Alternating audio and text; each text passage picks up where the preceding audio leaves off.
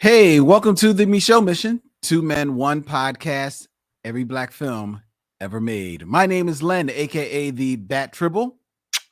And as always, even here in the year of 2023, I am brought to you with my partner. Hey, this is Vincent Williams. Happy New Year! Happy New Year. The Micheaux Mission is back in the year of 2023, better than ever and brighter than ever. Oh, As you can tell, ladies and gentlemen, festive. very festive. Well, what's the season? What's the season of January 10th? I don't know. Anyway, we're going to be bringing you our review of Vincent's selection as we kick off the year. Restless City. Yes, sir. From 2011. Yes. A little slice of life indie film. A sliver. A slither, if you will. And it's a very interesting film that we are going to be reviewing tonight here on the Micheaux Mission as we are live streaming via StreamYard to Facebook as well as to YouTube. Shout out to each and every one of you out there in the chat. Hello, one and all missionaries. Hey, what's going on, folks? Good to see you. Happy New Year. Happy New Year, Vincent. How was your holiday? It was nice. It was quiet. It was restful. And of course, it was short. It didn't seem short to me. It seemed really. Nah, man, I ain't even gonna. Yours didn't fly. No, it did not fly at all. Okay. It was a long. Don't get me wrong. I enjoyed it. Right. I enjoyed the calm. Right. Actually, just you know what? I'm just going to sit down today. Right. But you want to be in the mix. I want to be in. In the mix. I miss the mix. Listen, I realized that. I think I want to be a gentleman of leisure. Oh, really? Yeah. You want to be just chilling and just chilling in a smoking jacket? Yeah. Like, maybe take my pajamas off. Well, I haven't taken my pajamas. Yes, you haven't taken. Reading and tending to the plants and going for walks.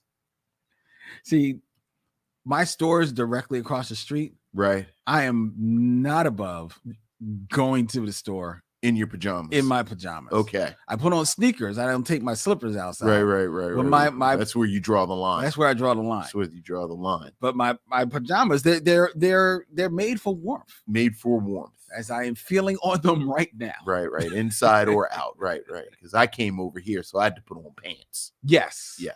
Maybe one day. Maybe you should come over and I'll be in the pajamas and you bring all this stuff and you'll have to put on pants. We should do that, Vince. We should one day do a show, an episode at your house. Just a Freaky Friday episode. Yeah, we don't have to do that. Why not, Vincent? I'm just saying. Just mix it up. We're mixing things up in 2023. Yeah, just mix it up. Yeah. Y'all are getting a peek at conversations we have all the time. Hey, Vince, we have something that works perfectly fine. You know what we should do? Something different. Of course. It's like, well, you don't have to add cheese to a peanut butter and jelly sandwich. Yes. But when you do, you think it's I shouldn't have added cheese to that peanut butter and jelly sandwich. It's something special. Right. But regardless, I am happy to be back here. Have you ever had a grilled peanut butter and jelly sandwich? Yes. Really? I thought I was the only one. Yeah, it's really decadent. It is. Yeah, and then it gets a little sloppy. But it was surprisingly well. But if you do it right, because I've done it 3 times. Done it 3 times. Yeah. So now maybe you need to leave the house more. I don't know if you should talk about this so close to when you just said, I don't need to take my pajamas off. Anyway. Yes. As usual, ladies and gentlemen, we're going to get into all the fun games that people play here on the Micheaux Mission. But first, we're going to talk about some things that have been going on. And one of the things that Vincent and I both did over the holiday season, even though we didn't know that both of us would be doing this, we took the opportunity to sit back, relax, catch up on some streaming shows, Sure, as it were. And one of the shows that we caught up on was The Best Man, the final chapters. right. And you're saying we didn't know that each other was going to do this. Every Gen X Black person in America watched it over Christmas. So yeah, I think it was like you saying, "Oh, that's what a coincidence." It's like, not really. I mean, well, you know, they did get their money's worth. Like if you bought a Tribe Called Quest on cassette, you watched it. That's true. So yes, we did. So, Vincent, The Best Man, the final chapters, which is the continuing saga of all of your favorites from The Best Man and The Best Man Holiday. Mm-hmm. This was developed by the creator of the movies, Malcolm D. Lee, Mm-hmm. along with Dana Lynn North, and it starred all of the returning actors, All of them from the film: Morris Chestnut, Taye Diggs, Regina Hall, Terrence Howard, Sanaa Lathan, Nia Long, Howard Perrineau, and even in a flashback, Melissa D'Souza. Melissa D'Souza was always there. Monica Calhoun. Monica Calhoun. And was it a flashback or was it a fantasy sequence? Well, fantasy sequence. Yeah. But I'm just saying they fit her in so that she actually makes an appearance. And having said that, moving forward, if you haven't seen it, we will be spoiling it in the next few minutes. Yes. So be prepared for that, right. Ladies and gentlemen. With that being said, this film, the series, picks up not long after the Best Man Holiday, right, which ends with Terrence Howard's character Quentin saying, "I'm getting married." Right. And then it picks up almost immediately after that. Right. Which then is not long after Monica Calhoun's character had passed away. Right. At the end of the Best Man Holiday. And so it picks up there for the first 2 episodes. These are all hour-long episodes. Right. And then after the second episode, there's a time jump. Yeah. Well, there are several.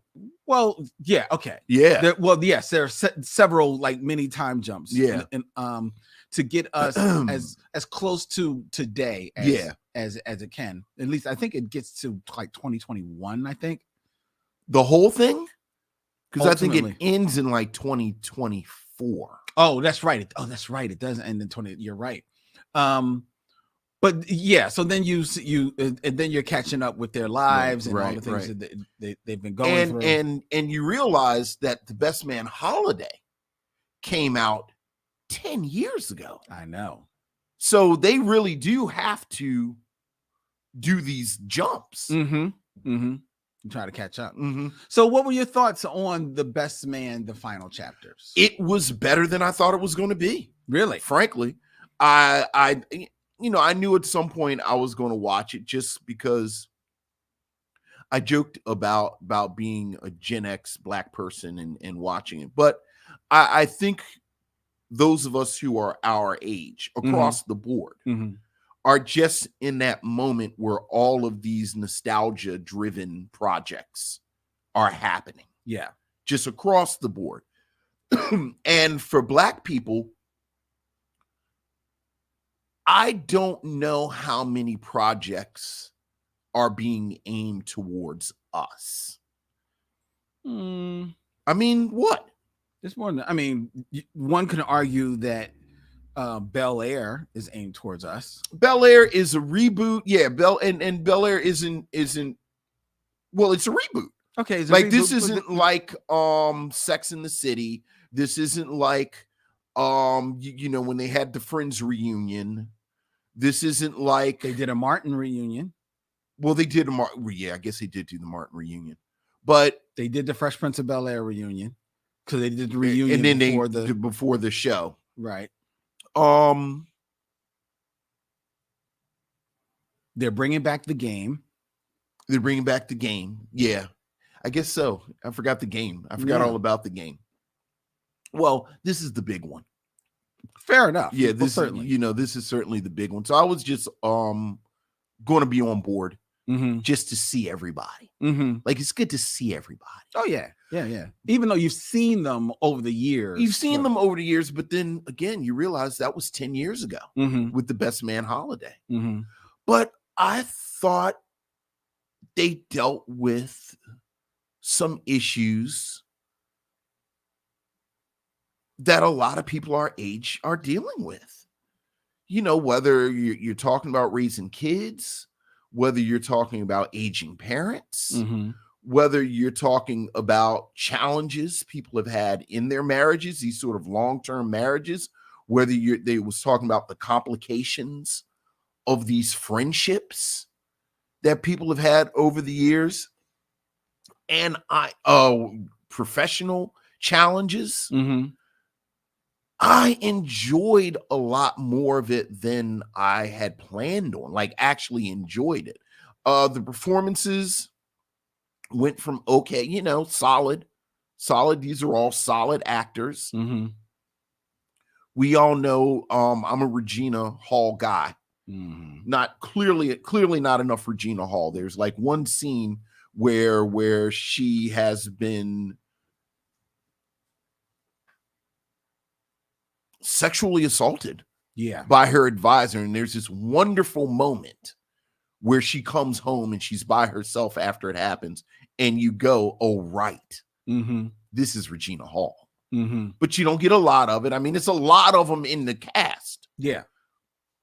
But and then I love the fact that the miniseries was fulfillment of something that I've been saying since The Best Man came out, which is that the character that Taye Diggs plays, Harper, is the most horrible human being on earth. Like, from the first movie, he's been the most horrible human being on earth. And I love how they lean into it intentionally or unintentionally, that he's horrible throughout.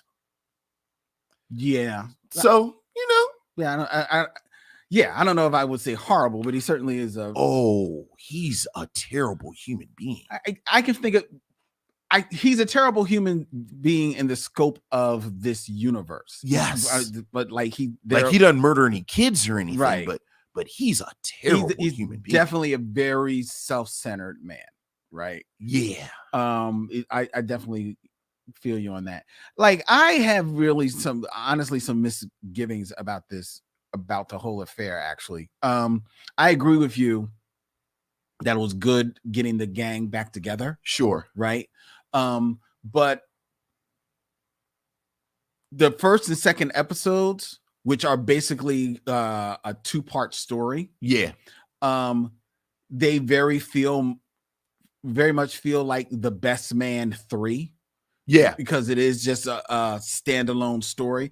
And it's such a standalone story that a lot of the stuff that happens in there, except the Terrence Howard, getting married, but to a different person than at the beginning of the episode. Outside of that, nothing else that really happens in those two episodes plays a part in the rest of the movie. So I really would have been happy with just that Best Man 3, and that's it. But they signed this deal. You've got 8 episodes. Now, unfortunately, to me, like you said, it's a large cast. And in having this large cast, you struggle over the 8 episodes to give all of these members of this cast, their moment in the sun and their moment to shine. And therefore, some of the characters are underutilized, and some of the ideas are a little bit half-baked or underwritten to me. And while you can forgive that in some aspects, like you talked about, the whole sexual assault that happens with Regina Hall's character, I feel like, yes, she does have a moment right after that, but I don't feel like that is given the weight and the conclusion that it deserves in the overall show because there is so many other moving parts that they are dealing with, right? Like, to me, if you're going to basically just call the first 2 episodes what they are, The Best Man 3, and then now you've got 5 or 6 other episodes you've got to do, then I'm looking in the mirror and saying, well, look, Best Man 2, and for some degree, Best Man 3 had a lot of Taye Diggs, Morris Chestnut, Terrence Howard, right? Mm-hmm. So the rest of the way, let's kind of like put them on the sidelines a little bit. They're here, and let's give the focus to the other characters. Okay. Right. And thus then Regina Hall's character, her relationship with Harold Perrineau, which seems to keep going up and down throughout, depending on the whims of the writer from episode to episode, can actually be given its full weight. They can figure out something really to do with Nia Long's character. Yeah, I was waiting for it. Well, because they again, there it is. Now we're getting to it. Well, they didn't really do anything with her. You're right. Go ahead. And I didn't appreciate that. I knew when we started. I was just wondering when you were going to show your hand. Go ahead. They didn't do anything really with her, and she was there waiting for stuff to do. I mean, they gave her like some lip service and stuff, and like, oh my, bad eyes and bad heart and stuff like that. But again, they don't really. I mean, that Superwoman and the stress that comes with that. You don't feel like that? I don't think that they really played it up. They didn't do enough with it. I honestly don't. And the reason is because they had so many other things to juggle. Again, one of the things that they were juggling, I think, was actually kind of interesting to your part about Harper and his relationship with Sanaa Lathan's character, his wife, and the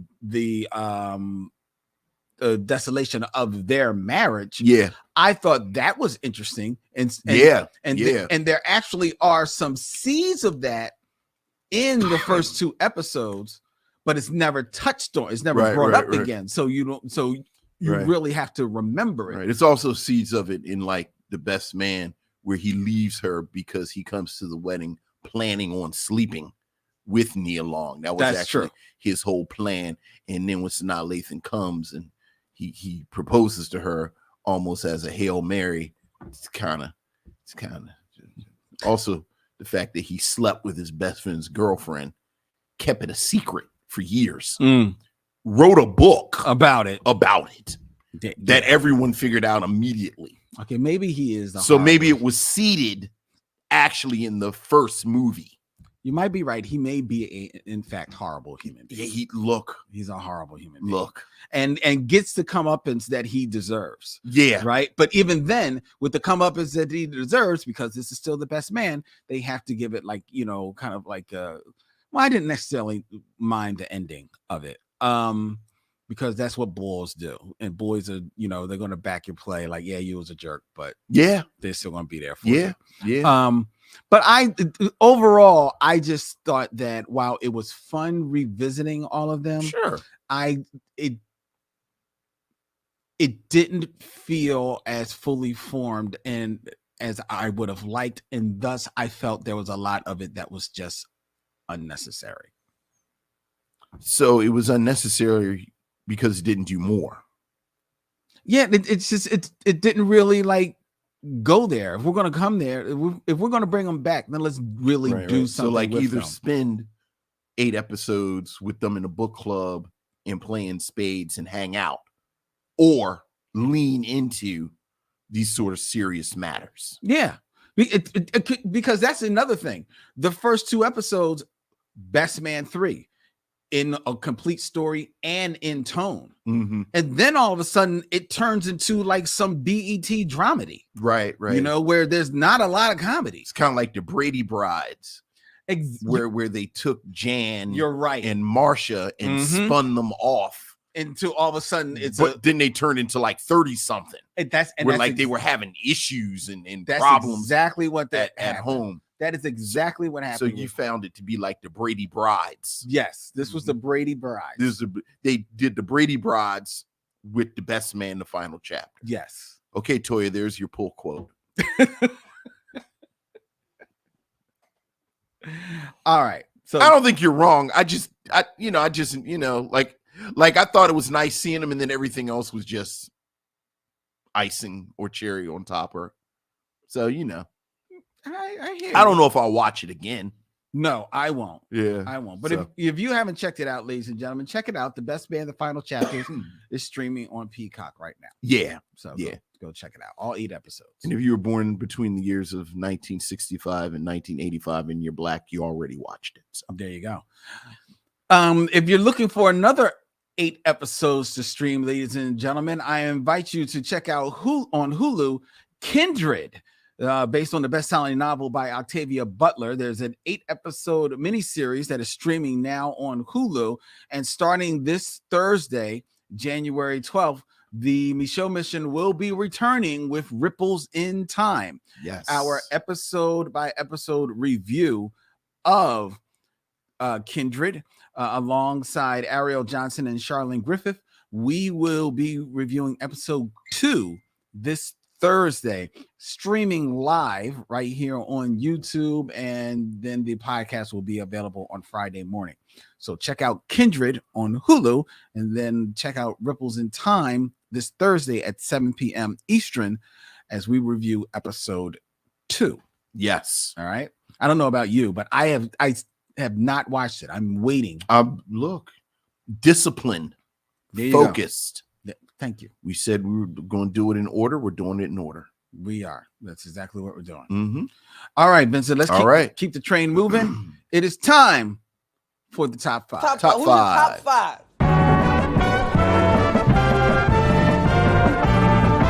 My top 5 is. My top 5 is. My top 5 is. My top 5 is. Top 5, ladies and gentlemen, where I will give Vincent a top 5 list, and he will present you with his scintillating commentary. Yes. On the list. From the peanut gallery. There you go. And today's top 5 should be interesting, Vincent. It is the top 5 upcoming Black movies of 2023. Oh, top 5 Black movies. Okay. I know one that's going to be on there. I know 5.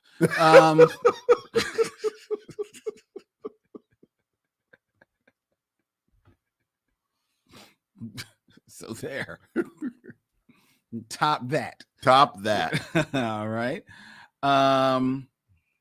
Let's go here as I check out something that one of our displays went missing. So no. I know. It's a missing display. It's a missing display, but I'm going to put it back up. Okay. It's a recovered display. It's a recovered display. It's been recovered. Number 5, Vincent, and this one is actually going to be premiering soon. Okay. Very shortly. All right. How shortly? Friday. Oh. Number 5, House Party. Oh boy. Which will be say that. Which will be wait, are these the top 5 what Black movies? Upcoming House. Upcoming. Okay. Upcoming. I thought you were saying that we were most looking forward to. Okay, all right. Never mind. Well, there's not a lot in 2023, at least that I can find. So. All right. So we got House Party. Aspiring club promoters and best buddies, Damon and Kevin, are barely keeping things together, out of money, down on their luck, and about to lose the roofs over their head. They need a huge windfall to make their problems go away, so they soon decide to host the party of the year at an exclusive mansion, which just happens to belong to none other than NBA superstar LeBron James. Okay. What could go wrong? House Party stars Tosin Cole, Jacob Latimer, DC Young, Kid Cudi, as well as LeBron James in this reboot of the historic Kid and Play film franchise. Vincent, are you excited for House Party? I am not, but I wish it well. You're not excited for House Party? But I wish it well. So you won't be taking Camille to see House Party? Maybe not, unless she wants to go. Well, she's old enough she could kind of go on her own. Like right. To go, right? Well, in that case, you will duck that. Right. But I wish it well. Okay. Are you excited about House Party, the reimagining? Well, excited is a strong word.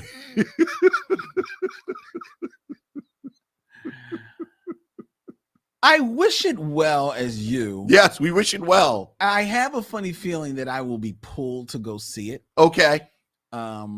So I'm looking. I know that I will be in a theater checking it out. Okay, there you go. I'm hoping that it at least gives me a modicum of joy. There you go. Modicum of joy. There you go. There you go. All right. What we got after House Party? Number 4. Oh boy. All right, number 4, which is apparently coming out Friday. Yes, House Party will be coming out this Friday, January 13th. And we wish it well. We wish it well. Okay. We hope it gives you a modicum of joy. joy. Modicum of joy. Okay, what else we got? Number 4. Number 4. High hopes. Number 4. Premiering in May 26th, The Little Mermaid. Yeah. Now, this one is very interesting. The Little Mermaid tells the story of Ariel, played by Halle Bailey. Yes. The youngest daughter of King Triton, played by Javier Bardem. Yes. The ruler of the underwater kingdom Atlantica. Ariel, already fascinated by the world of humans, falls deeply in love with handsome Prince Eric, played by Jonah Hauer-King, after saving him during the shipwreck, and resolves to meet him in the world above the water. But her quest brings her in conflict with her father, as well into the clutches of the scheming sea witch Ursula, right, played by Melissa McCarthy, in this live action musical adaptation of the Disney animated classic. Right. When you did the whole plot, I was thinking you don't have to actually do that because everyone on Earth knows the plot. Everyone has seen The Little Mermaid. I saw The Little Mermaid at least 20 times. Well, you're a human being on the planet Earth. Well, and with a daughter. Yeah, so at the time. Yeah. So are you excited for The Little Mermaid? I'm not excited at all. No, let me finish. You know, I don't like these live action adaptations of the animated films. You and I have had this conversation about The Lion King. You and I have had this conversation, which is a quasi live action. Right. You and I had this conversation about The Jungle Book. I like the Jungle Book. I had this conversation about, I forget the other one, but you and I have had this. So just generally, it feels very money grabby for this. Mm-hmm. Also, not for nothing, continuation of a conversation that we've had on and off throughout the years. Once is a thing, twice is a coincidence, 3 is a pattern. This is the 3rd Disney movie with a black princess that does not have a prince that looks like the princess. So I'm going to say that as well. Having said all of that, oh yeah, because Cinderella counts with Brandy. The Princess and the Frog, the TV, and now this. But I love the Bailey sisters. Mm-hmm. I love the Bailey sisters. So I will probably go to see this. Yeah, I think I actually. Yeah, I will probably end up seeing this because I love them girls. I'm not a big musical person, as you know, and then I find out there's 80 musicals that I like. Right. I'm looking forward to this. I'm fans of them as well, and I'm rooting for her. Especially in light of absolutely. The way the internet came from that was the other thing when she was cast. Yeah. So I'm Team Halle. Yeah, I'm Team Halle all the way. And I'm excited for it. You know, I'm looking forward to going there and checking it out. Yeah, but I may or may not be sitting in there the whole time. Like, you're just gonna buy the ticket. You remember the old school? You remember the old? I'm about to give away Black Secret right now. Okay. Do you remember when people used to buy tickets to black movies and then like go see other movies because we wanted the black movies to get the ticket?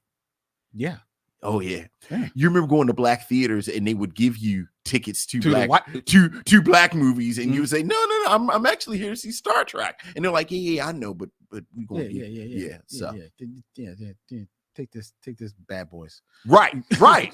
Yeah. But I'm 100% Team Halle. So yeah, I will see this before House Party.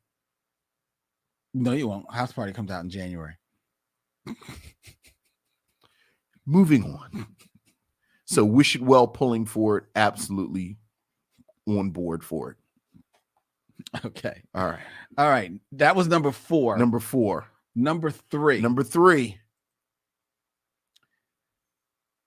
Creed 3, which comes Creed out 3. in March 3rd. Yes.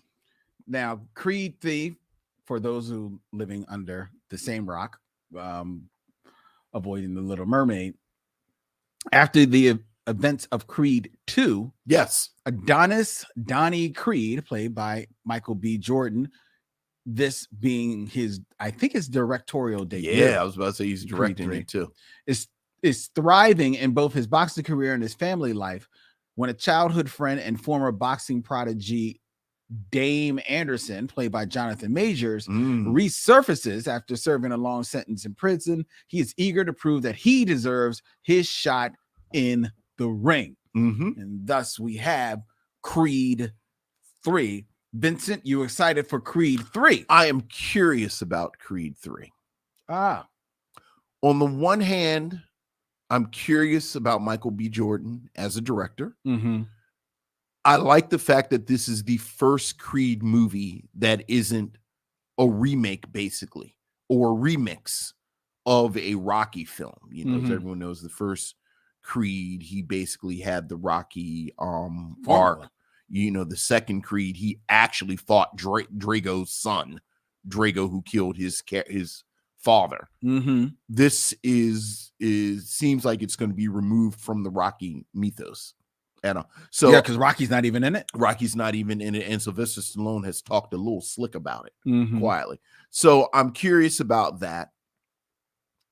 And then just from the trailer, you know, we're going to be talking about Jonathan Majors a lot this year. That's true.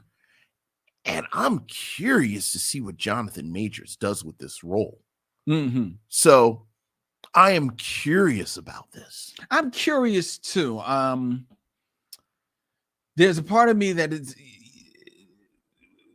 a little bit, you know, trepidatious about Michael B. Jordan sliding into the director's chair, only because the first one was just so masterfully done by Ryan Coogler. Right. But and I'm wondering, like, is he maybe biting off a little bit more than he can chew? I mean, probably. But I'd be happy for him to prove me wrong. Yeah, absolutely. You know?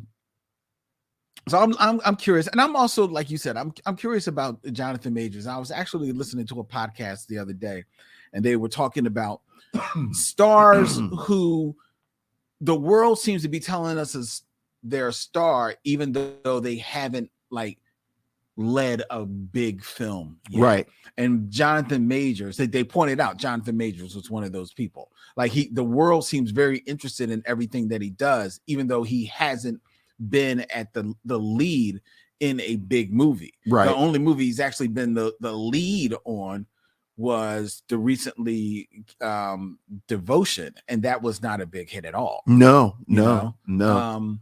So, and I think the only other movie he was a lead on was the last House in San Francisco. Last Black Man in San Francisco. Yeah, Last Black Man in San Francisco. Where he was amazing. He's amazing in the movie, Right, but it's he's definitely amazing. an independent movie. Right. It's not meant to be like a big thing, you know. So It's so funny. We've been doing this long enough that, like, you go in the archives and you can see we're like Negro Domuses. This Tessa Thompson, I think we should keep an eye on her. Right. Which I didn't even mention that she's returning for this film. Jonathan Majors, this young man might have a future in Hollywood. Yes. People are talking. Yeah. About Jonathan Majors. Right. All right, number 2. Barry Jenkins, I think I like this director. Number 2. This is a movie that I knew was being made. I didn't know it was coming out in 2023. Okay. Another musical. Okay. But a musical I loved on the stage. Okay. So I'm curious to see it adapted into film. Okay. And this is The Color Purple, which comes out December 20th. Yeah. Now, everyone knows, well, all of our audience knows the story of The Color Purple. Of course. Of course. Period drama. Of course. Based on Alice Walker's 1982 Pulitzer Prize winning novel. Mm-hmm. And this is an adaptation of the 2005 stage musical. Yes. The film was, of course, the book was adapted into a classic film in 1985 by Steven Spielberg. This is an adaptation of the I'll recite all the words musical. And listen to the lineup of who is in this movie. It is a murderer's row. It stars in the lead role Fantasia. Mm-hmm. This is like her big acting debut on film. Yeah. I'm a huge Fantasia fan. It sounds like it's a role made for her. Right. Yeah. But just in case they don't think she can back it up. Right. In this film, she is flanked by Coleman Domingo, Corey Hawkins, Danielle Brooks, Halle Bailey. Yeah. Anjanae Ellis, Dion Cole, John Baptiste, David Allen Greer, Taraji P. Henson, her, Sierra, and if that's not enough, Louis Gossett Jr. Look. Oprah is a producer. She's the producer, yes. Look, Oprah. You can tell Oprah Winfrey put her hand on this. Mm-hmm. You can tell she put her hand on this. Yeah. This is a no-brainer. It is a no-brainer. This is a no-brainer. I am really looking forward to this. Sidebar, talking about watching stuff. Caught a showing of Top Dog Underdog in New York over the break. Oh, play, Lori Parks. Susie Lori Parks with Corey Hawkins and Yahya Abdul-Mateen. Mm-hmm. That damn Corey Hawkins is the truth. I know. I wouldn't have thought it because he is the absolute truth. Because our introduction to him was Straight Outta Compton, right? And he was in the Tragedy of Macbeth with Denzel Washington, which we've not formally reviewed, but we've talked about it. And he 100% holds his own. Mm-hmm. But he is the truth. Yeah. Top Dog Underdog. Yeah. Yeah. Now, was that your first time seeing an adaptation of that? No. I saw it. I didn't see it with the original Broadway cast because the original Broadway cast, it was Jeffrey Wright and Don Cheadle. Right. But I saw it with Jeffrey Wright and Mos Def. Okay. And it was amazing. Okay. I saw an adaptation of it, but here in Philadelphia. Yeah. So it was some local actors, but I love the play. Jeffrey Wright was amazing. Corey Hawkins was just as good as Jeffrey Wright. Yeah. How was Yaya? Amazing. Yeah. But like you went in there expecting that. That's true. Like you went in, you thinking, Yahya Abdul-Mateen is going to be, because it's really just them. It's just two guys. It's just that's two it. Dudes. It's the one set.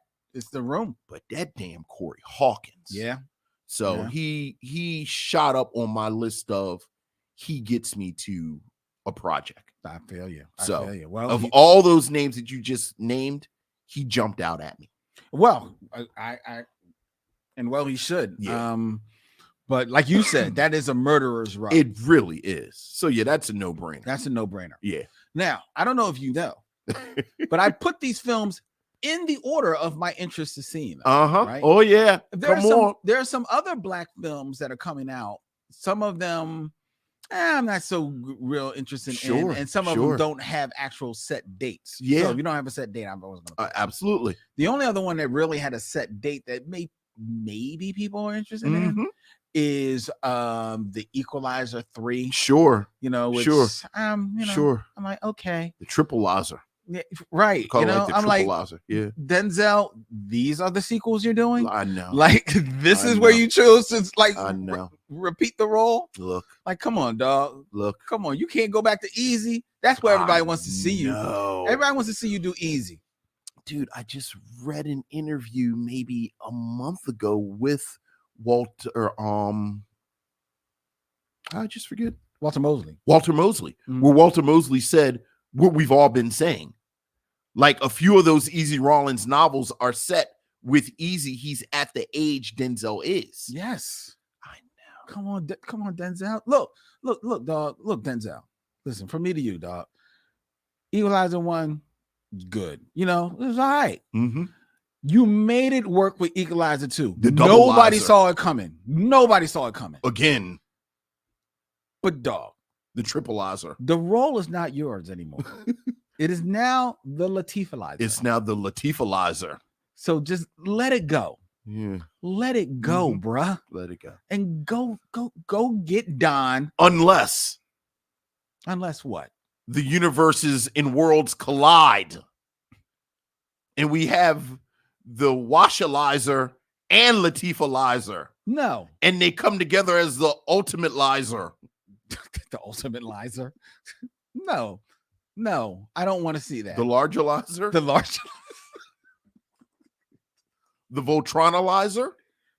Queen Denzelizer. Queen Denzelizer. No. Wonder Twinzelizer. No, they're not activating shit. No, I don't want to see that. Peaches and Herbalizer. Okay. All right. Enough. I'll work on it. No. I'll work on it. No, there's other things to work on. I'll work on it. Nobody wants to see that. Donnie and Marializer. How about just Can I tell you, I fell down a rabbit hole where I was looking at footage of the Osmonds during that Jackson 5 period. Oh, when where they were trying just shamelessly. really trying to be the Jacksons? I would have been embarrassed to go out. Because the Jackson 5 at them, that's that Motown sweet spot where Motown and Joe are working them to death. So they're so crisp, and the choreography is just intricate, and they're in sync. Yeah. And then Michael Jackson is like this supernatural voice. Mm-hmm. And then you look at the footage of the odds. First of all, What was their hit? One Bad Apple. I thought it was. Yeah, One Bad Apple. That's their Jackson-ish hit. Besides Donny Osmond being around the same age as Michael Jackson, his older brothers look like they're all 47 years old. I know. And they have them in these hippie clothes. They can't dance. They're just sort of swaying their arms back and forth. And they really can't sing. Look. They Look. really can't sing. Look. At least the Jacksons can harmonize. They can't sing. I was embarrassed through the mist of time looking at the footage on my phone. I was like, that's a damn shame that Joe Osmond, I don't know if their father's name was Joe or not, but he probably changed it to Joe. He probably changed it to Joe. That's a damn shame Joe Osmond put them boys out there and embarrassed them like that. It was a shame. It was a shame. No, that's a rabbit hole, Vince. But number one. Speaking of sequels, as we were. Boy, if this is not what I think it is, I'm going to be real mad at you. This is the long-awaited sequel to uncategorically the best superhero movie, point blank, the best comic book movie, point blank, and maybe one of the best animated movies, no doubt. And that means maybe one of the best movies of all time. Yeah. And that is, of course, Spider-Man. There it is. Across the Spider-Verse. Oh my God. Which will be premiering in theaters on June 2nd. How hyped are we for this? Very, very hyped. When Miles Morales, by Shameik Moore, is unexpectedly approached by his best friend and love interest, Gwen Stacy, played by Haley Steinfeld, to complete a mission to save every universe of spider people from a mysterious new villain who could cause a catastrophic disaster, Miles is up for the challenge. He and Gwen journey through the multiverse and meet its protectors, a group of spider people known as the Spider Force. And hijinks ensue. I cannot wait for this movie. So much so, everybody has been hyping up the trailer, which they released like over the holidays. Yes, they did. I have not seen the trailer. Lynn, I don't need to see the trailer. I have studied the trailer like the Zapruder tape. Everybody has. Oh, it is glorious. It is glorious. I know. That's all I'm hearing. I don't even want to be. I don't need it. I just want to go sit in the. You know, movie Issa theater. Rae's in it, right? He's what? Issa Rae is in it. I know Issa Rae is in it. Yes. Mm-hmm. Yes.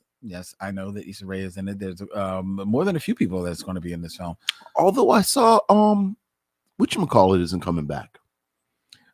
Nicolas Cage I is saw not Nicolas, returning as so Spider Noir. Noir is not going to be in it, which saddens me. I'm good. I'm sad. I'm good. Something tells me like Nicolas Cage since that movie Mm-hmm. has gotten a little bit of a second wind. Yeah. So he may have priced himself out of no returning in that film. Well, that's too bad. You gotta remember, Nicolas Cage is going to be seen this summer in Renfield. Yes, he is. As he portrays Dracula. Yeah. Oh yeah. So I won't miss Nicolas Cage in this movie. I'm looking forward to this movie so much. I know. Oh my God. It is absolutely insane how crazy people have been going for this film, and rightfully so. Spider-Man Across the Spider-Verse, which will be premiering in theaters on June 2nd, ladies and gentlemen. And never forget, Phil Lord is a missionary. He is a missionary. He is a fan of our show. So, Phil, if you're listening, we're looking forward to it. We are very much looking forward to it, Phil. Farrell Blackwell says, I'm in my mid-40s, 5'5", bald and overweight, and I'm still wearing a Miles Spidey costume to see Across the Spider-Verse. Come on, man. Stan Lee told you in the first one. They fit everyone. That's very true. That's very true. In regards to the Osmonds, Deborah Battle says that the Osmonds can sing. They just should have stayed in their own style of music. See, Lynn, they can sing. They just should have stayed in their own style of music. I still don't believe that. Farrell Blackwell says, and I'm glad that they didn't name Jonathan Major's character Blackety McFisticuffs.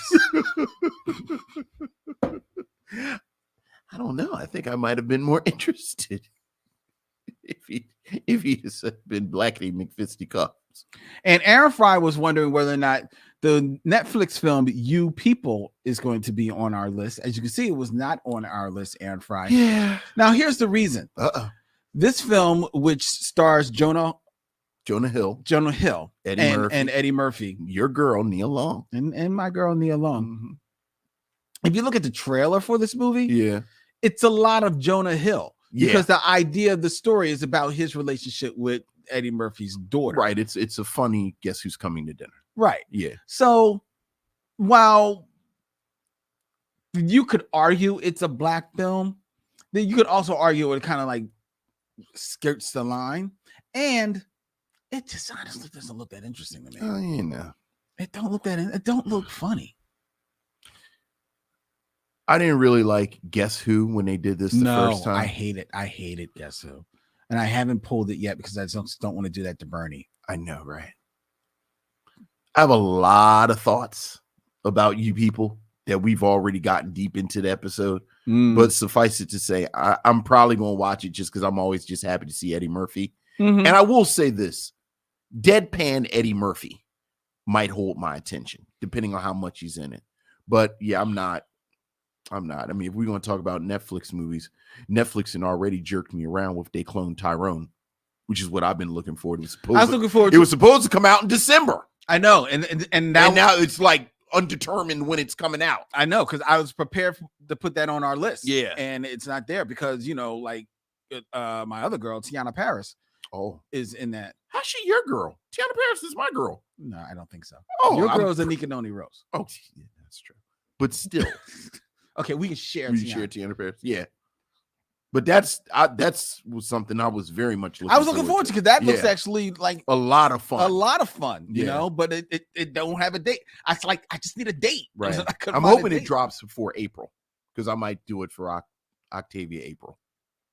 Oh yeah, that might be cool. Yeah, that would be cool. So that'd be dope.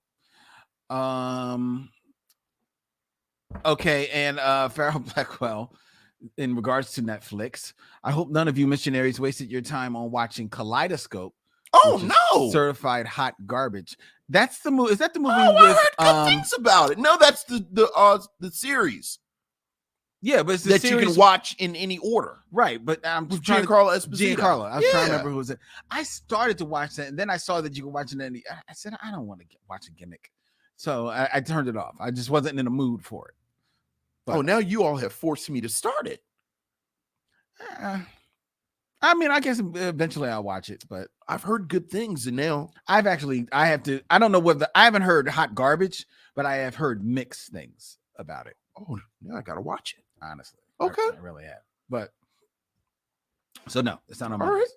All right, ladies and gentlemen. All right, that was our top 5. All right, the games continue. The games continue as we get into the Game of Kings. That's the key. Like, you'd be surprised what a person can do with just a sense of touch and a sense of sound.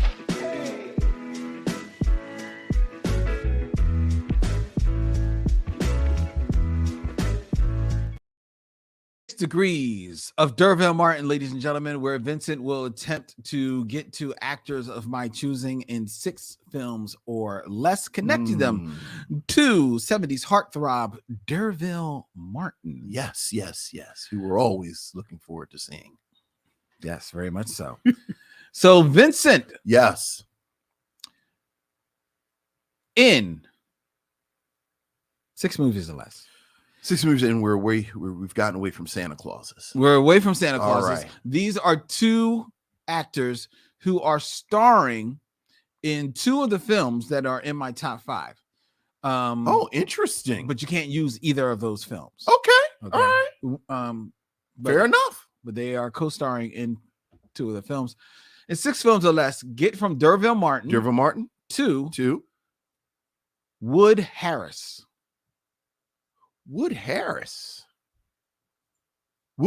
in movies. Mm-hmm. Okay.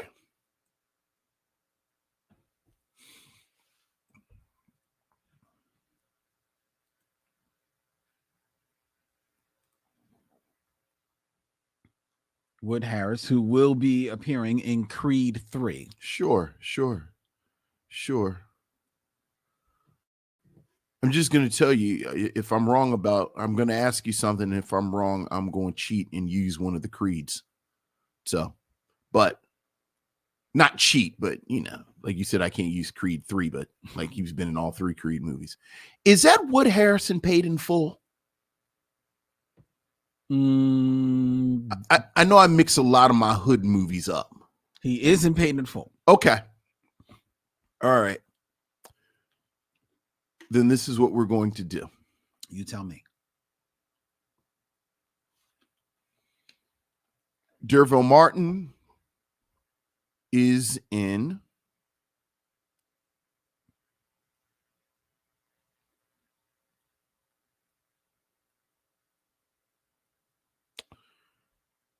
D'Urville Martin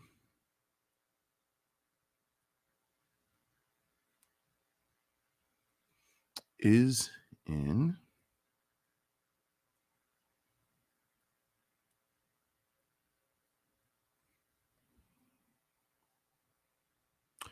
D'Urville Martin is in Five on the Black Hand Side with Dick Anthony Williams, who's in Mo Better Blues with Denzel Washington, who is in Malcolm X with oh my God, how did I just forget his name? West Indian Archie. Delroy Lindo, who is in Clockers with, how did I forget his name? The star of Clockers. I can't tell you the star. Oh, come on. I know where you're going.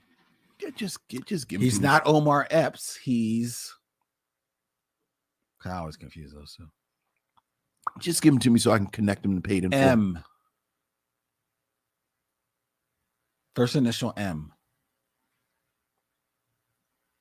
Oh, Mekhi Phifer, who's in Paid in Full with There Wood you go. Harris. There you go. There Very you good. go. Very good, Vincent. There you go. Connected it there. I couldn't give you the star. I know. Yes. That wouldn't have been fair. All right. Very good, Vincent. Mm-hmm. Next. In 6 films or less, get from D'Urville Martin to Ingenue Ellis. Oh, Ingenue Ellis. Talk about ladies. All right. I guess so. Who is featured in the film adaptation of the stage musical, The Color Purple. Sure.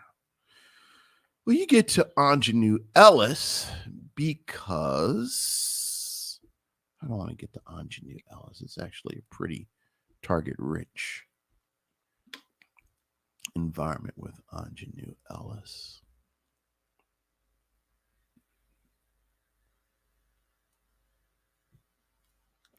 D'Urville Martin is in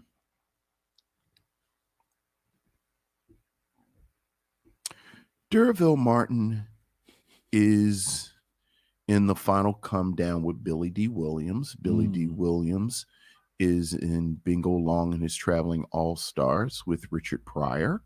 Richard Pryor is in Harlem Nights with Eddie Murphy. Eddie Murphy is in The Nutty Professor with Dave Chappelle. Yeah. Okay. Yeah, because he plays a comedian. And Right. Dave Chappelle is in Undercover Brother with Ingenue Ellis. Very good, Vincent. I didn't know you were going to go Undercover Brother. Yeah. You never expect Undercover Brother. You never expect Undercover Brother. A film that has been threatened to be reviewed here a few times. Speaking of Malcolm Lee. Yeah. How about that? All right. Very good. All right. So you got to Ingenue Ellis in a relatively short fashion. I Yeah. was wondering where you were going, but you got there. So I'm very happy to I was going to go to Ray. But you know. Yeah, I thought you might use Ray or who knows? Deborah Battle has mentioned that you could have actually stopped with Denzel and gone to Remember the Titans. I have no memory of Remember the Titans. Who's she play? She play his wife? I'm not sure. Is she in it or is Wood Harris in that? I think Wood Harris. Like, I know I saw Remember the Titans, but I have no memory of Remember the Titans at all. Yeah, I think it's Wood Harris. The irony is I don't remember the Titans. Yeah. Oh, Wood Harris is in Remember the Titans. Yeah, football film. No, I remember what it was about. I just have no memory of it whatsoever, except that Denzel was in it. And he has an afro. That's pretty much all I know. That's pretty much all. There's a top 5 for you right there. Films where Denzel has an afro. So you've got Remember the Titans. You've got He Got Game. You got that Jay Israel movie that you were talking about. Oh, Romeo J. Israel. Romeo J. Israel. You could argue American Gangster. No, that's not an argument at all. American Gangster. You got American Gangster. Can I get a 5th one? Can I get a 5th movie with Denzel with an afro? Denzel with an afro. Well, his hair is peasy. If it's picked out in Book of Eli, it'd probably be an afro. Book of Eli, you do Book of Eli, but it's not. It's not picked out, so you can't go there. Can I get a 5th one? Can I get a 5th Denzel with an afro film? Oh no, yes. Isn't his hair kind of baby afro-ish in the Magnificent Seven? I never saw the Magnificent Seven. I think he's got a little bit of a baby afro. Baby afro in Magnificent top 5 Seven. films with Denzel with an afro. There you go. Magnificent Seven. We got it. All right, there you go. 5. There you go. Now got a bonus top 5. Can you find 5 movies where Denzel Washington has facial hair? Malcolm X. Oh, I forgot about Malcolm X. Malcolm X. Training Day. Training Day. That's a good one. Training Day is a good pull. He Got Game. Yeah, He Got Game again. He Got Game again. Oh, does he have an afro? What's the boxing movie? No. I thought we said No, but now I'm just thinking about, did he have an afro in that? I don't think he does. No, he doesn't. Because You're right. remember he goes to jail and Right. but I think he has facial hair. Yeah, but it's kind of like stubble, isn't it? No, I think he grows a beard in Hurricane. Oh yeah, you're right. So Hurricane. Okay. And can we get one more? Oh, the Mighty Quinn. That's during the Denzel mustache period. Remember it was like 3 years where Denzel had a mustache? Well, yeah, that's right. Because Philadelphia, Pelican Grief. Oh, yeah. Okay, I forgot about the mustache. You forgot about Denzel with a mustache. Okay. I am Denzel Washington, and I have a mustache. So you have to take me seriously. Oh, Mo Better Blues at the end. Because that was part of, he's now serious. He's a serious father and husband. That's right. That's right. That's right. Okay, little Bleak, you can go outside and play, and you know it's the future because all the kids have shiny windbreakers on. It's the future. And I'm living in the future with my wife, Joie Lee, who's a shrew, like my mother used to be a shrew. Because Spike Lee has troubling images of black women. But now I have a mustache. Oh, God. See, he broke the cycle of abuse that was started by the women.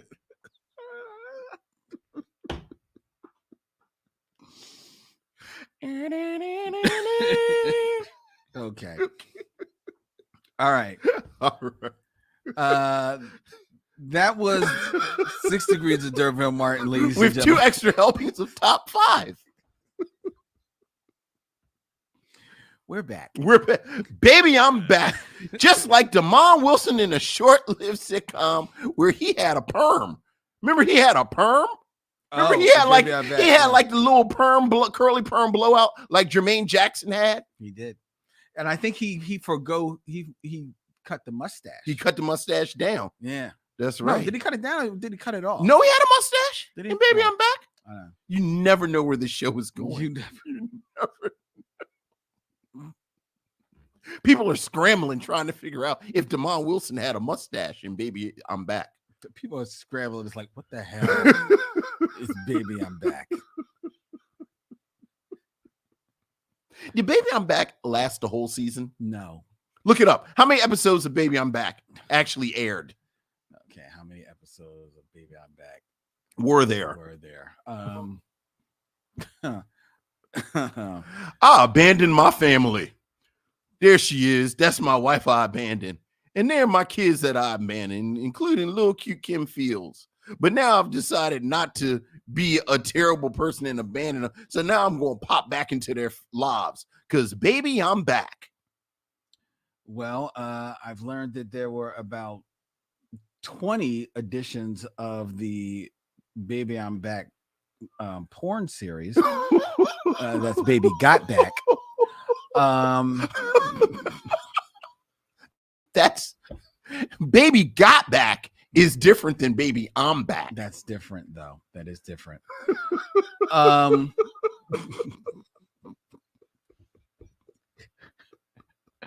Baby I'm Back, starring. I wonder if Sir Mix-a-Lot gets residuals from that. No. Starring Damon Wilson and Denise Nicholas. And a little itty bitty Kim Fields. A little bitty Kim Fields and eternally old Helen Martin. Right.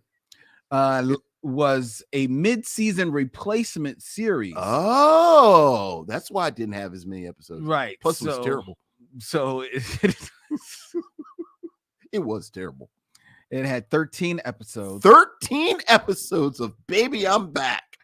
The show was canceled due to Norman Lear wanting Good Times to come back for another season and told CBS that he would create them another show in exchange for it. So that's why it was canceled. Does it say what show he created? No, it does not. That's really interesting. I've never heard that before. Believe it or not, I've never investigated what happened with Baby I'm Back. I'm learning in real time that Baby I'm Back was the victim of backroom corporate maneuvering. Well, According to here, this show, which was created by Lila Garrett, had decent ratings. DeMont Wilson was cast because he was coming off of Sanford and Son, and Of he course. was a hot commodity at the time. Ooh, The- it's a very liberal use of the Very word hot. hot. And the show creator Lila Garrett champions the chemistry between Denise Nicholas and DeMont Wilson. Nicholas actually said in a 1978 edition of Jet Okay. that she was surprised at the cancellation of the series. I wasn't. I wasn't either, but apparently It was not a. it's Norman good show. Lear. Do you remember what the show was about? I literally told the whole plot while Did you were you? looking it up I was about looking it up. DeMont Wilson's character had abandoned the family, Right. and then he was coming back. Like it's right there in the title. Because baby, he's back. Right. There you go. Like they had just started to put their lives back together. I think she was engaged to a military dude. And yeah, then- she had plans to marry Yeah. Colonel Wallace Dickey right. And then and had her husband declared legally dead. right, because he had straight up abandoned them. Mm-hmm. And somehow we're supposed to pull for this guy. But this prompts DeMont Wilson to move back to Washington, D.C., where he tries to win back Olivia by proving he is a better husband and a better father to his kids, and to prove that he is still alive. However, he now has to contend with his mother-in-law, Luzelle, and Olivia's soon-to-be husband, Colonel Wallace Dickey. In Baby, I'm Back Baby, I'm back. from 1978. 1978. Okay. All right. Well, enough of that. Hey, I think we have a movie to review. We do. We have work to do.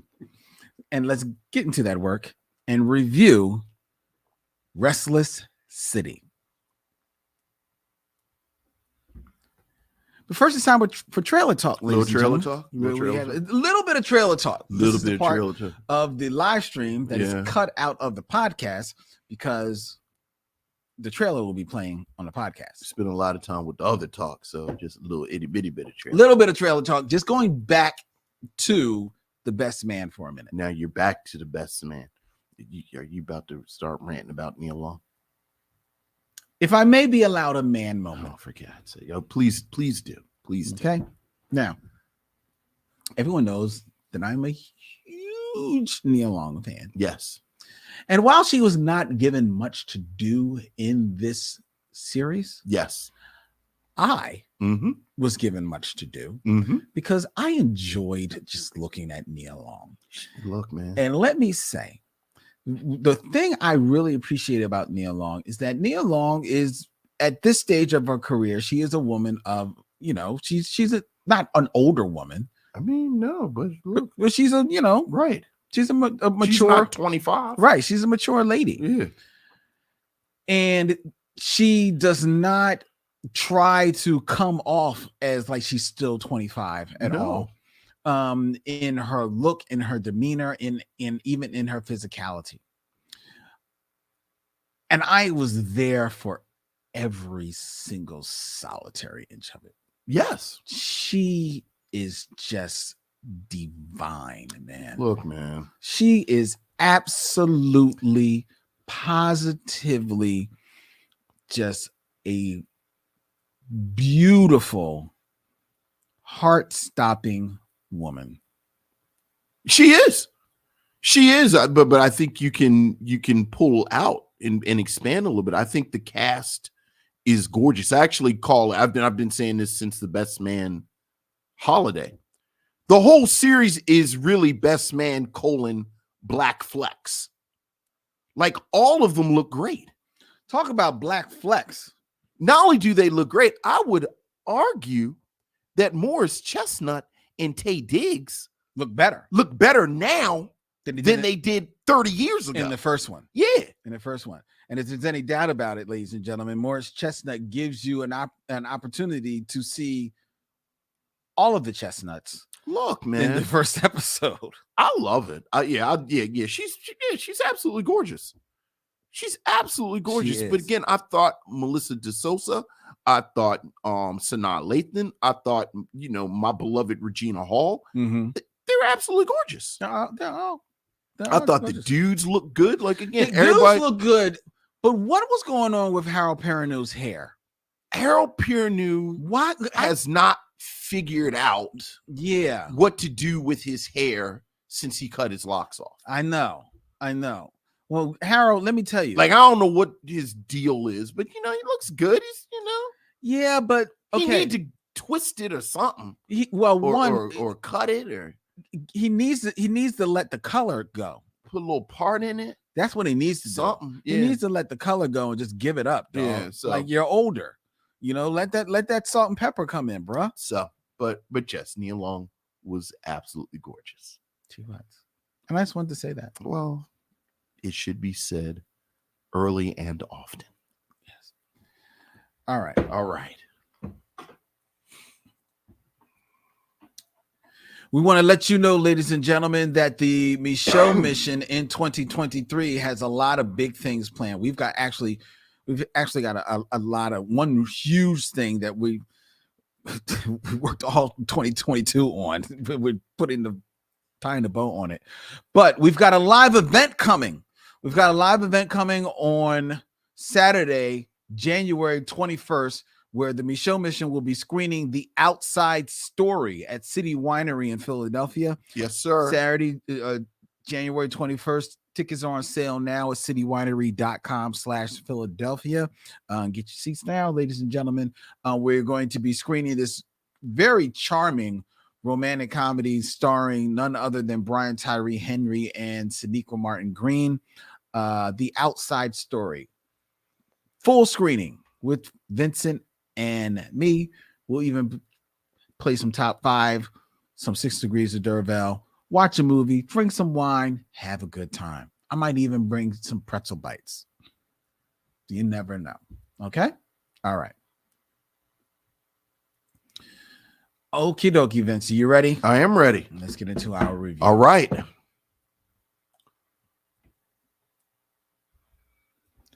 Debril, played by Sy Alassane, a young African immigrant, tries to make a life for himself in the streets of Harlem, New York. And thus we are plunged into the world of Restless City, a 2011 independent drama directed by Andrew Dosunmu. It was written by Eugene Kozenhoven and stars Assan, Sky Nicole Gray, Tony Okumboa, and Babs Alusanmakum. In this independent picture selected by Vincent to kick off 2023 here on the Micheaux mission. Vincent, what say you of Restless City?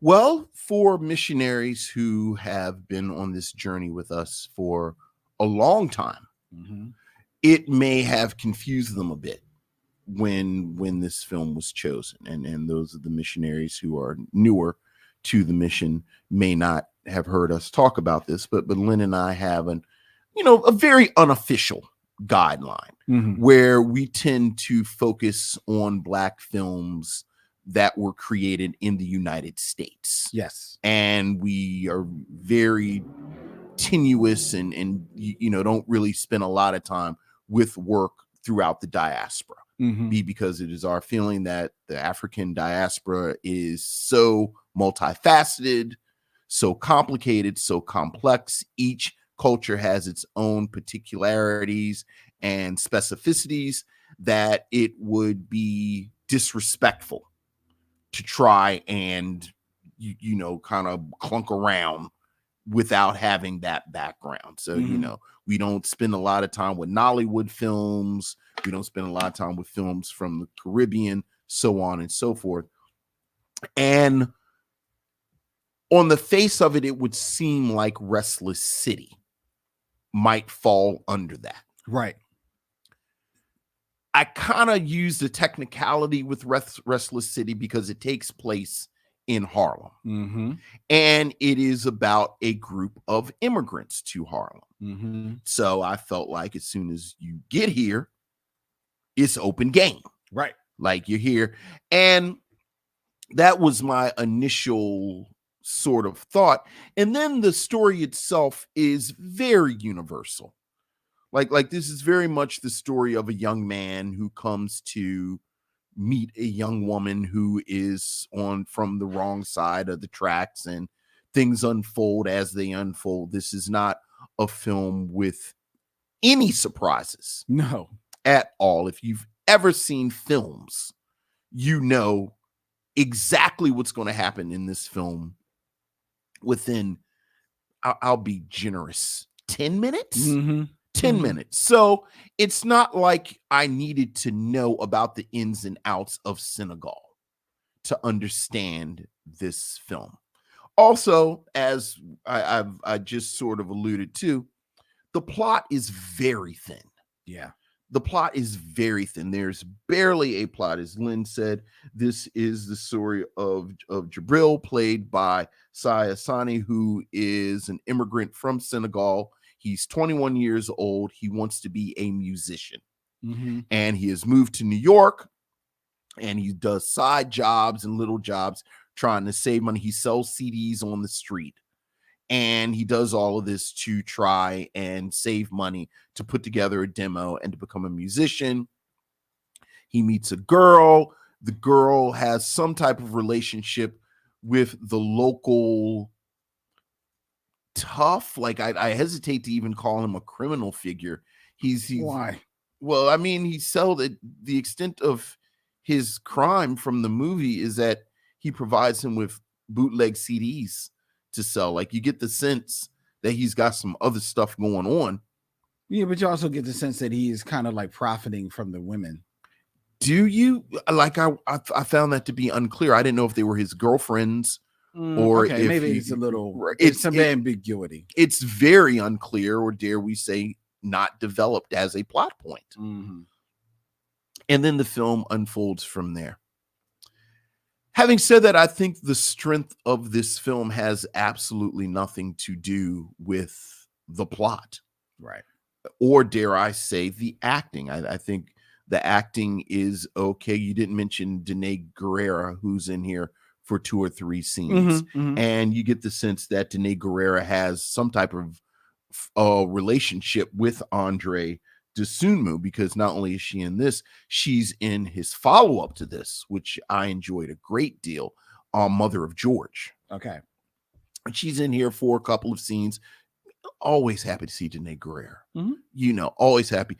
Tony Okunbowa, who is familiar to you if you are a Trekker right now. He's playing Dr. Mbenga on Star Trek Discovery. Yes. Which is a new, and doing work.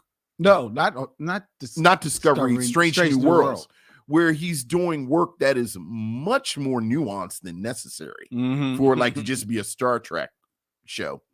He's in here for a couple of scenes. I like him.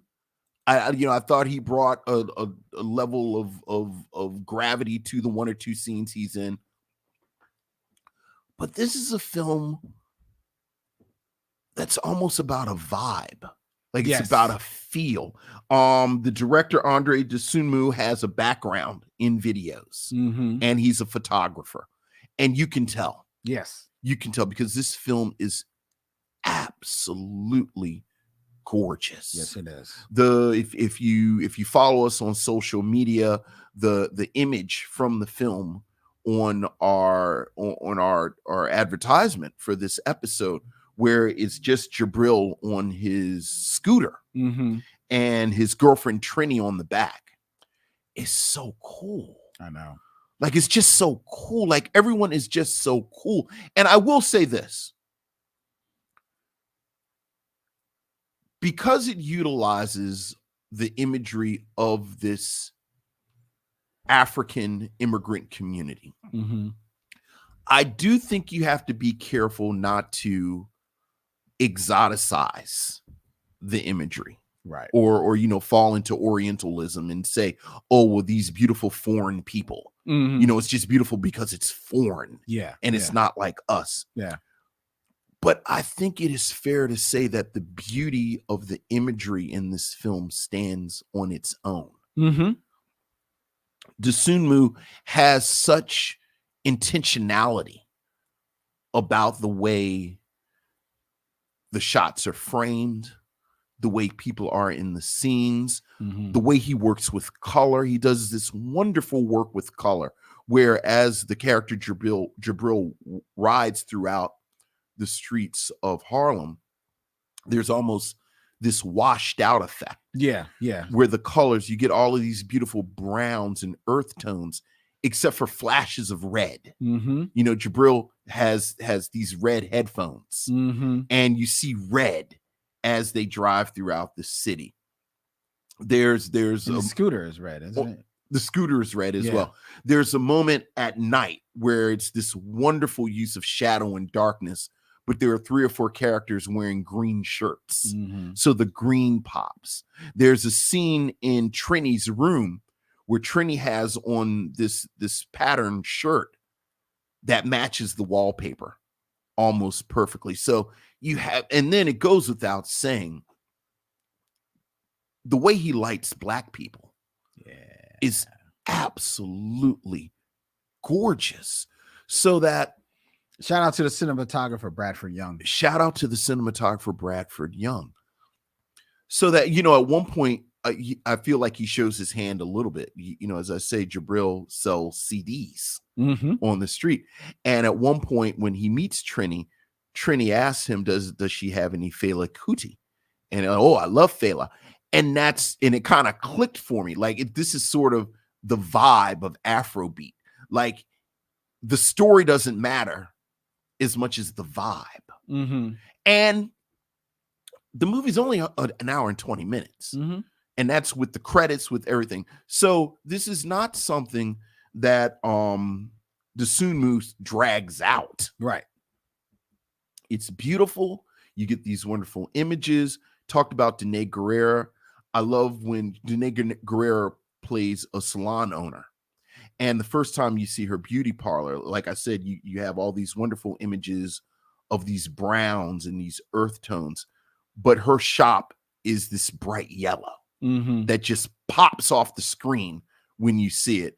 And again, scene after scene, this film shows this city and shows this community and shows the beauty of this city and the beauty of this community, so that you very much get the sense that the narrative part of it was just something he kind of had to have. Yeah. Like, I'm making a movie.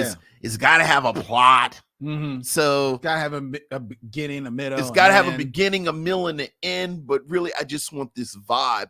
But in a lot of ways, this film is like, and I know this is not something that we use oftentimes as a compliment, but I very much mean this complimentary, in a complimentary sense. It's almost like the parts of Belly that work, like the images of Belly and those wonderful montages. It's funny, we were talking about Barry Jenkins early in Medicine for Melancholy, where they would show the two of them just riding throughout the city. I got a sense of that as well, watching Jabril and Trini on their scooter riding throughout the city. So that I enjoyed this for what it was. Yeah. Like, I really just sort of gave myself to the vibe. Let myself go. Right. And I really, really enjoyed it. And it's funny that you bring up Barry Jenkins, because I was thinking about Barry Jenkins. I was also thinking about the best work of Gordon Parks in the shot selection and the framing of a lot of these scenes.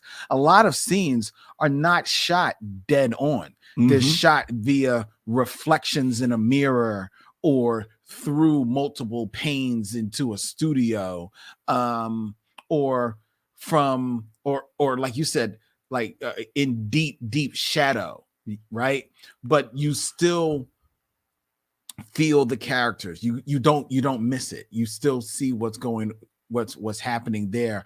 And even though this is only 80 minutes, it's not rushed at all. It still has a very leisurely pace. It takes its time. The story is a story that you've seen before, but this is a culture that you've not been introduced to.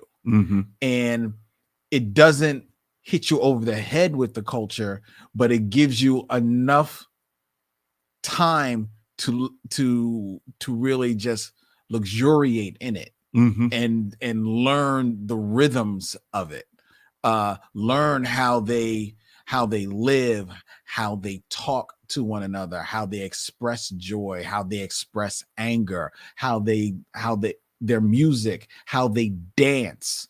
It takes its time in creating this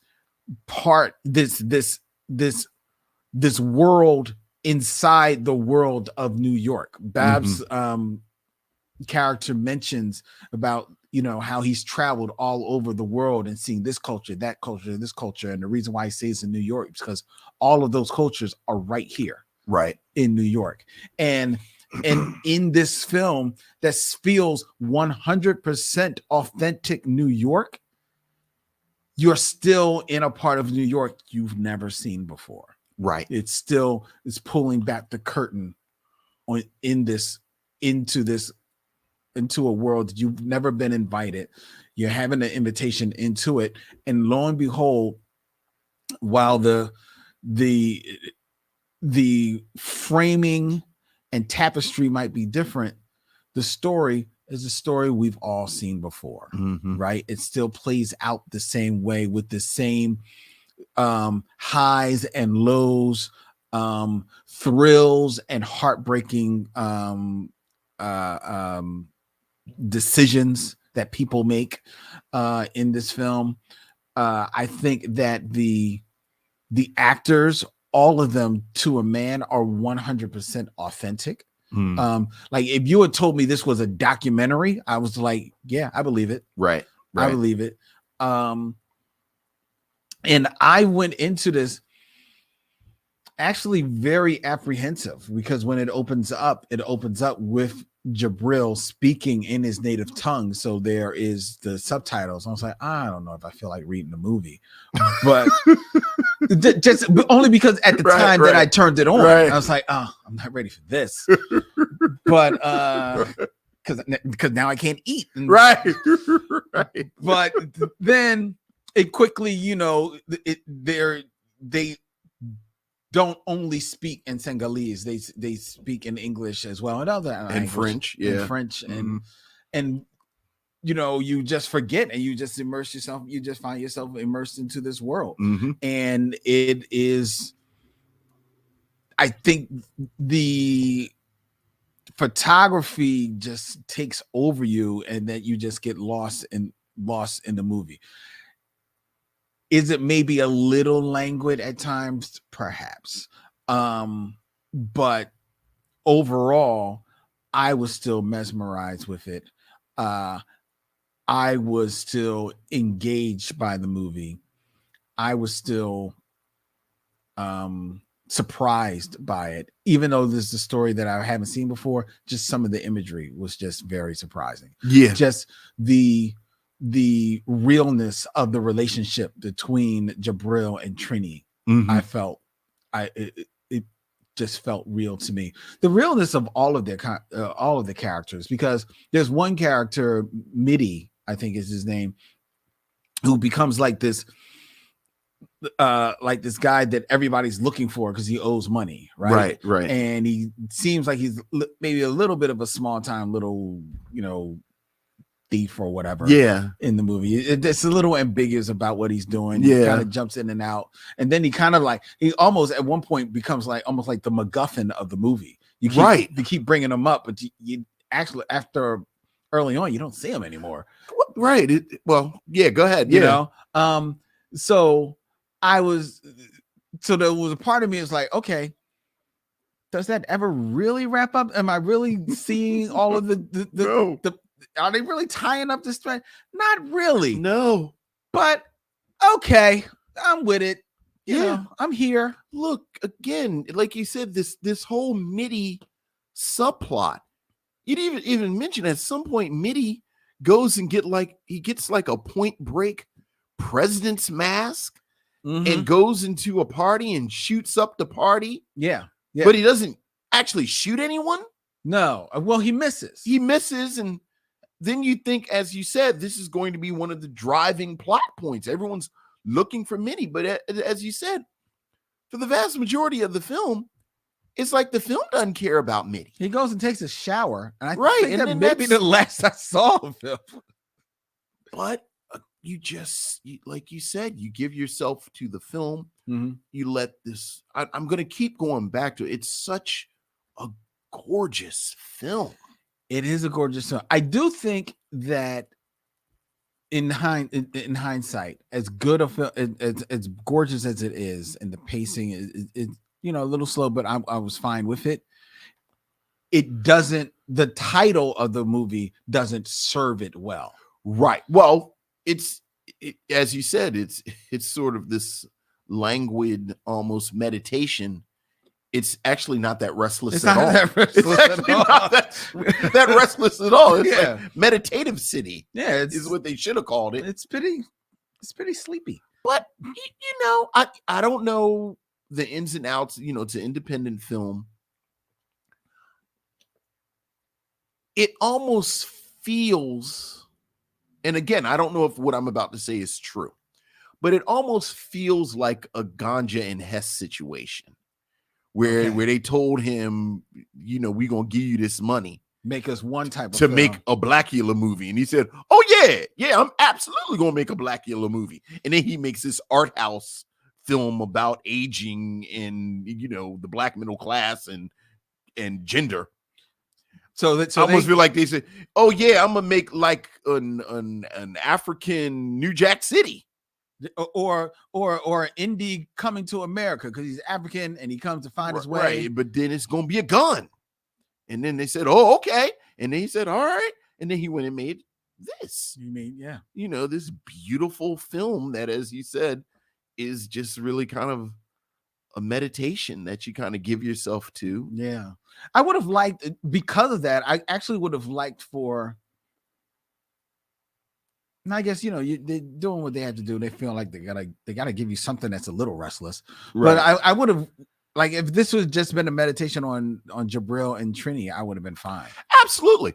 Especially since the other parts weren't really built out. Yeah. And if there was one frustration that I had, and it's a frustration that's really a backhanded compliment, there were plot points that I would have liked to have seen more of. Me too. Well, I actually would have liked a little bit more into Jabril's actual world. You don't learn a lot. Well, for him to be an aspiring musician, did you realize we don't actually hear his music at all? Which I thought that was a choice. Yeah. So I'm fine with that. But Tony Okungboa's character is someone who apparently controls the work in this community. Like he's not a fixer, but he's a connector. Right. And I loved the implications of that. Yeah. Where he just has all these folded up pieces of paper in his pockets that he hands to young men who have come here and tells them, go work here. Tell them I sent you. Don't embarrass me. Everything about this. I would have loved more of that. And you didn't get the sense that he was a heavy, but you got the sense he was serious. He was, yeah.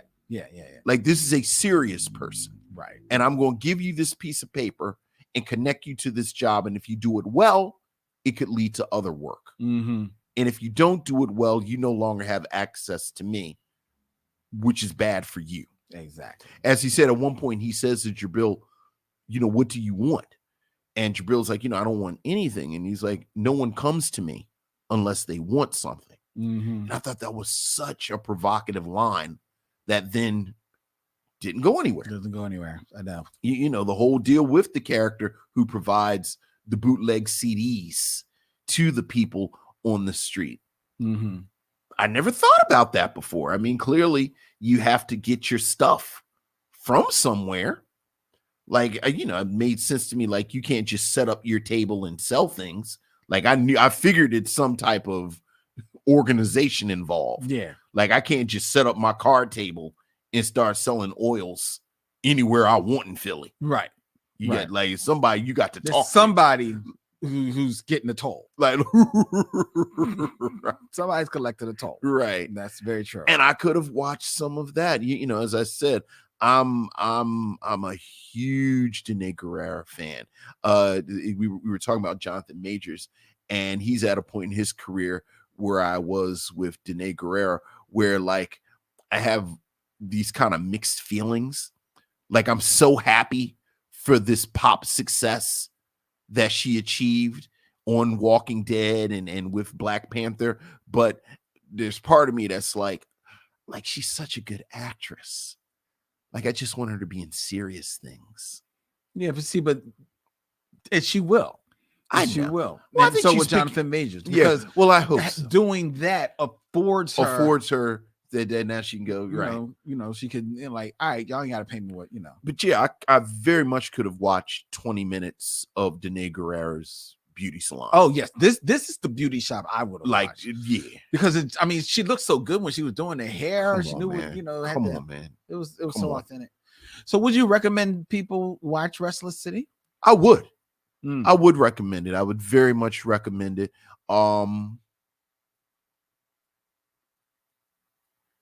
In full disclosure, I would hesitate to recommend this film if it was even an hour and 40 minutes, because I don't know if it's enough to hold everyone's attention. Yeah.